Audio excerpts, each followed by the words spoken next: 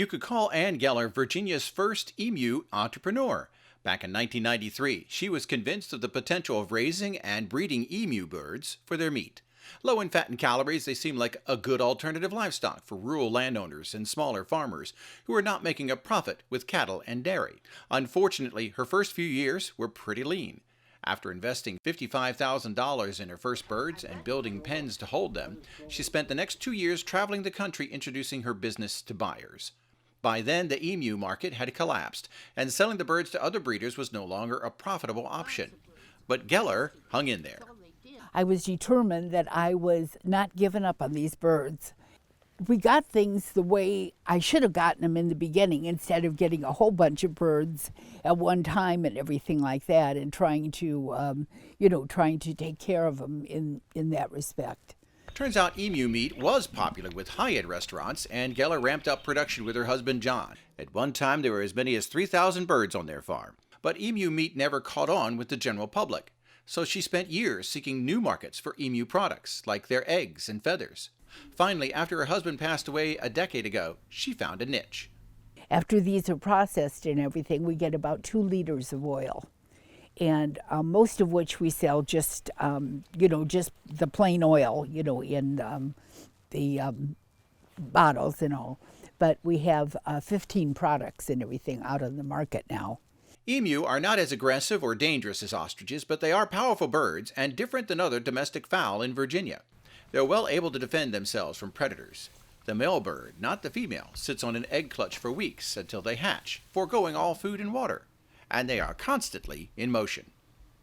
Don't never sit down. When it snows, we had 2 foot of snow up here. They about walked it all down. It'd be 2 foot out there and sheet of ice in here. Emu Wrangler Andy Deskins remembers when there were a lot more than the 20 birds they have on the farm today, and managing them was a full-time job.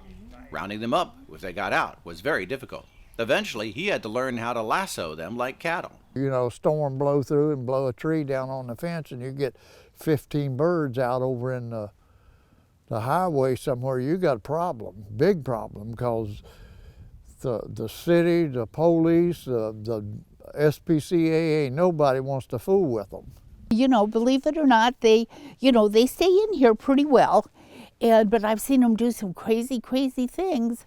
Like one will lay at the base of the fence and everything, and then the other, the male, will come running up and everything like that, and just sort of pole vault over, and they're not stupid birds by any manner or means. Feed costs were enormous when there were thousands of emu on this farm. Even today, they are unusually high since emu require a high-protein feed. Deskins says he's learned how to save a few dollars. We used to feed nothing but pellets. Then I found out that they like corn even better than the pellets. They'll get on a diet of pellets after a while, but if you put pellets in there in the corn, they'll eat all the corn, not touch the pellets. Almost 30 years after starting, Geller's emu farm is a shadow of its former size, but her enthusiasm for emu remains strong, and she'd love to see other Virginia farmers start raising them. The market for emu oil is there, and she could help it grow with more birds in the pipeline.